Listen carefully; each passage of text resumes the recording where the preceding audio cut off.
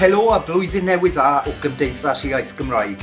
Un o'r pethau dwi'n rili hoffi adeg yma'r flwyddyn yw pan mae'r plant y teulu gyd yn dod at ei gilydd ac yn chwarae gyda'i gilydd a dwi'n clywed nhw yn chwarae trwy gyfrwng y Gymraeg.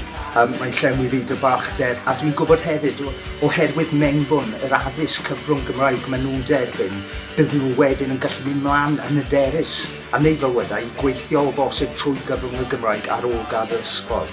Yn anffodus, o'r 79% o'n pobl ifanc ni sydd yn mynd trwy addysg cyfrwng Saesneg, prin iawn yw rheini sydd yn dod mas o'r system hynny yn gallu siarad Cymraeg yn digon hyderus i mynd mlaen i weithio trwy gyfrwng y Gymraeg. Mond oherwydd hapar damwain daearyddol neu sefyllfa ariannol neu hyd yn oed dewis ei rieni. Pam ydy gymaint o'n plant ifanc ni, o'n pobl ifanc ni yn gadael ysgol heb y fedru i cyfathrebu'n llawn yn priodiaeth y cenedl, yn y Gymraeg. Gwnewch y ddined blwyddyn newydd dda eleni, ymunwch gyda ni Cymdeithas Iaith yn yr ymgyrch i sicrhau addysg Gymraeg i pob un plentyn yng Nghymru.